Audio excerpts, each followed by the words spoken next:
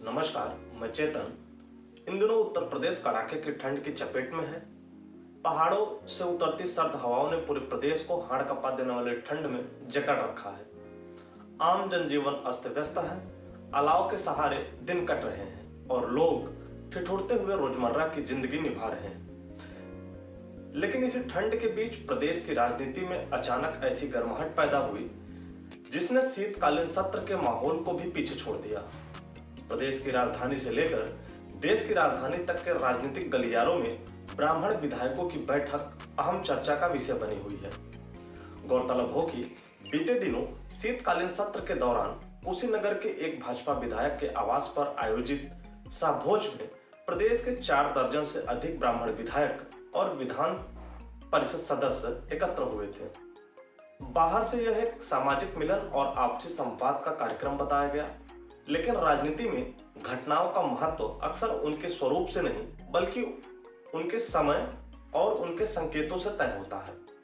यही वजह है कि इस बैठक ने सियासत का तापमान अचानक बढ़ा दिया।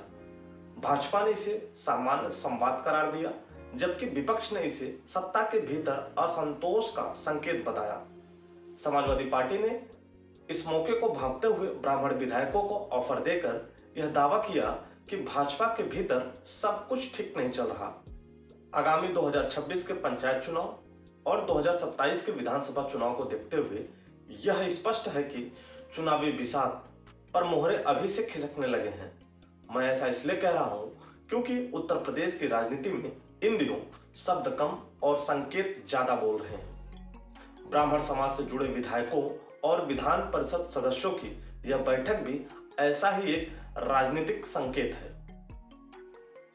यह न कोई औपचारिक सम्मेलन था, न कोई सार्वजनिक मंच, लेकिन राजनीति में कई बार बंद दरवाजों के भीतर हुई बातचीत खुले मंचों से कहीं अधिक प्रभावशाली साबित होती है।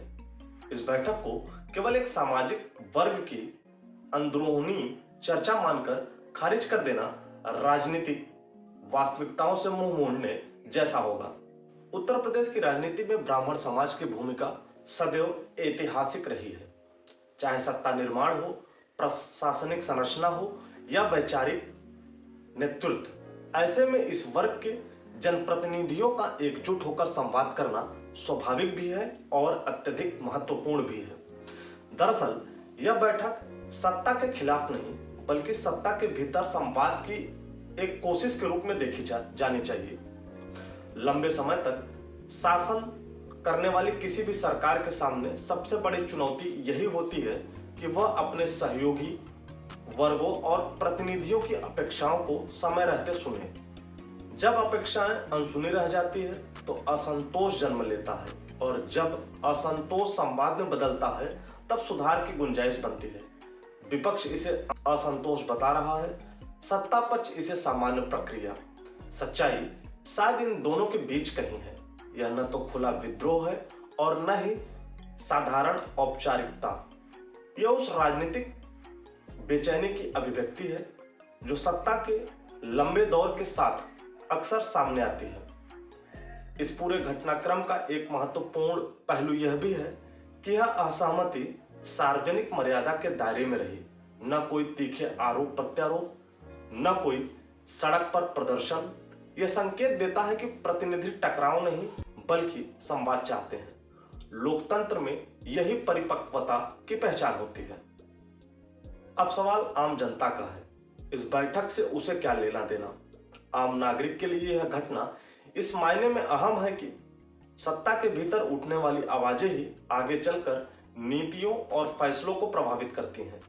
यदि यह संवाद सामाजिक संतुलन, सुशासन और जनहित की नीतियों में तब्दील होता है तो इसका लाभ सीधे सीधे जनता तक पहुंचेगा।